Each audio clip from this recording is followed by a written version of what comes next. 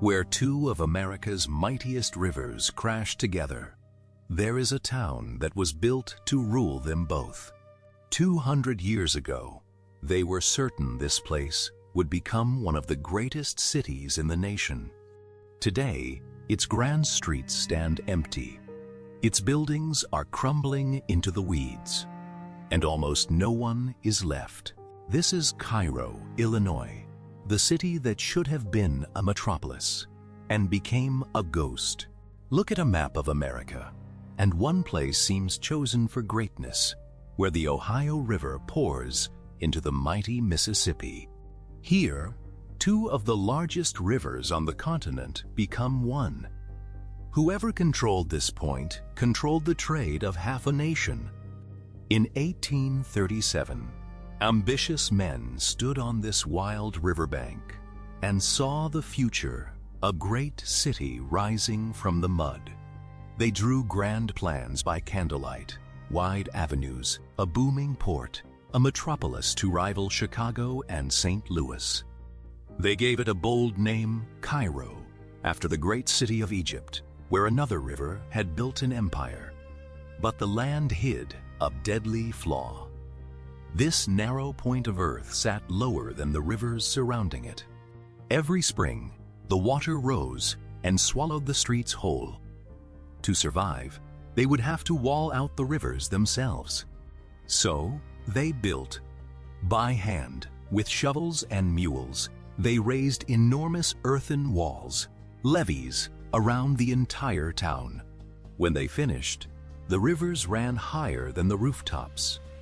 The city now lived below the water, behind a fragile wall of dirt. Slowly it grew. Docks, shops, steamboats, a rough frontier town clinging to the edge of two great rivers. Then, in 1861, the nation tore itself apart, and Cairo's true moment arrived. The Union Army saw what the founders had seen. This was the perfect gateway to the South. Overnight, Cairo became a fortress. Gunboats lined the levee, and soldiers and supplies poured through its port. A young general named Ulysses S. Grant made it his base, launching campaigns that would help win the war. Cannons guarded the river junction. For 4 years, this tiny town was one of the most important places in America. Steamboats crowded the water as far as the eye could see. Cairo wasn't a gamble anymore. It was a triumph. And when the war ended, its people were certain. The Golden Age was only just beginning. After the war, Cairo exploded. Dozens of steamboats crowded its levee, their smokestacks staining the sky with the smell of money. The railroads arrived, and Cairo became a crossroads of river and rail, one of the busiest junctions in the Midwest. Money built beauty. An opera house glowed on the main street, its gas lamps lighting the carriages that arrived each night. Inside, crystal chandeliers and red velvet, a luxury you'd expect in New York, not a small southern river town. They built a grand library of stained glass and carved stone, a temple raised by a city certain of its future. A stately customs house marked Cairo as a place that mattered, a federal city on the rise. Behind their doors, oil paintings, marble fireplaces, and the quiet confidence of people who believed it would last forever. The wealthy raised ornate mansions with turrets and gardens, mansions that still stand today as ghosts of that glittering age. By 1920, more than 15,000 people called Cairo home. From above, it looked like a true rising city. Markets overflowed, shops thrived. On a busy afternoon, you could truly believe this town would only ever grow. Parades marched down the main street, beneath a sea of flags, a city celebrating itself at the height of its powers. Steamboats on the water, trains on the bridge above Cairo, sat at the very center, of a moving nation.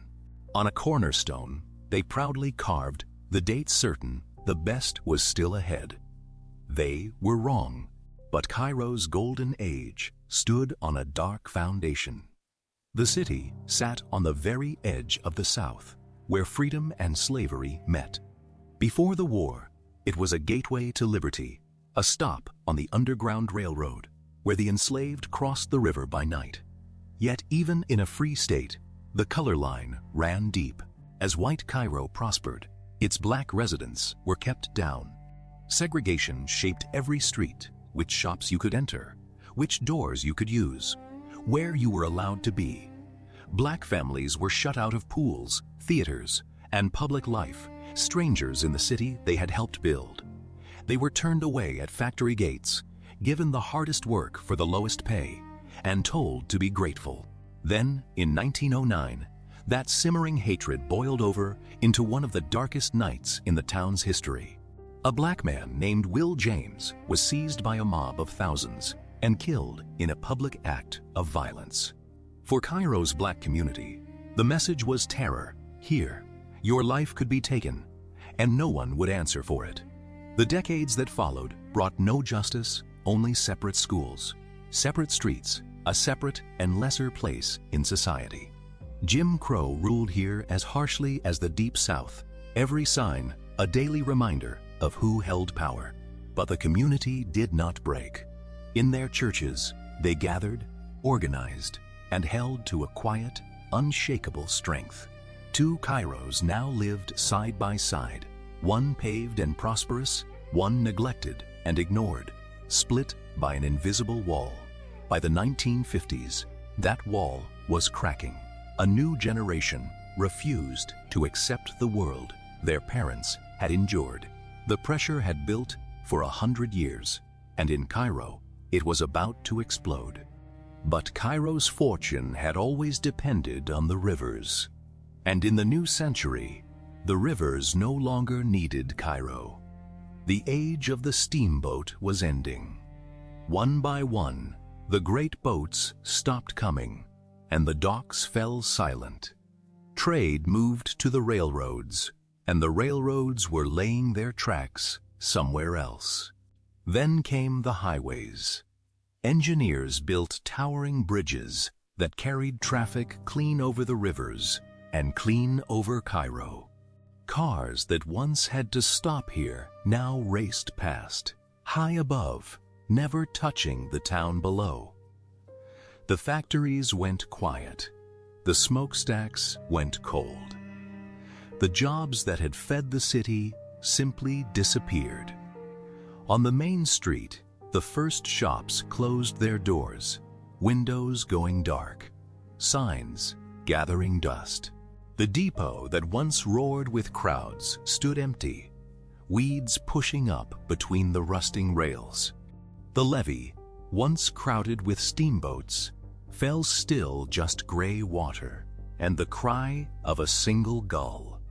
From the air, the change was undeniable. Streets emptied, lots went vacant. The city was beginning to shrink. Workers packed their tools and walked away for the last time, off to find a future somewhere else. Block by block, the boards went up. The proud downtown was slowly turning gray and quiet. What was once a thriving city now felt like a place running on memory, half empty, fading, tired. Cairo was wounded, but still standing. And then the worst was yet to come. It was July 1967, a hot and restless summer, when a single death set the whole city on fire. A 19-year-old black soldier, Robert Hunt, was arrested and locked in the city jail for the night. By morning, he was dead in his cell. Police called it suicide. Almost no one in Black Cairo believed them. To them, it was murder, the final insult after a century of injustice. And grief turned to fury. That night, the rage spilled into the streets. Fires broke out across the city, buildings burning against the dark sky. Firefighters fought the flames as chaos spread. The anger that had simmered for generations had finally broken loose. As the violence grew, the state sent in the National Guard, rolling into the tiny town at dawn.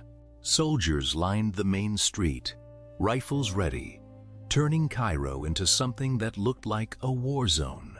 Each morning revealed the damaged broken glass, burned-out shells, smoke still drifting over the streets. Frightened families watched from behind their curtains as armed men patrolled the town they called home. But the guard could occupy the streets. It could not heal a wound that had been festering for 100 years. The fires died down, the soldiers left. But this was not the end. It was only the beginning. What followed wasn't a single riot. It was a war that would grind on for years. Cairo's black community organized, forming a movement called the United Front to demand equality and justice at last.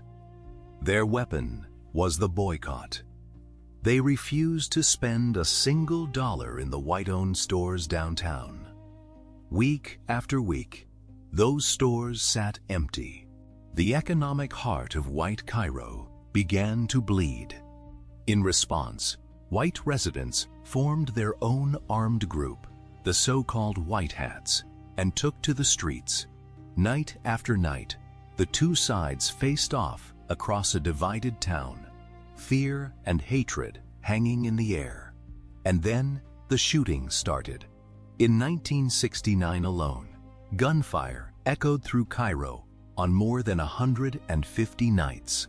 Families slept on the floor to dodge stray bullets as their own town became a battlefield after dark.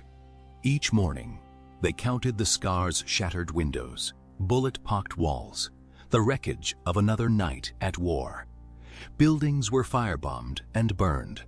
Block by block, the city was destroying itself from the inside. The struggle drew national attention. Marchers faced police lines. The eyes of the country turned to this tiny river town. Through it all, the United Front held on, feeding families, running their own services, refusing to back down. But the cost was staggering. The downtown that had survived decline was now scarred, boarded, and broken. People grew exhausted, worn down by years of fear, gunfire, and grief, with no end in sight. By the time the violence finally faded, there was almost nothing left to save. When the fighting finally ended, Cairo had won nothing and lost almost everything. The exodus began. One by one, the businesses that had survived for a century gave up and closed their doors for good.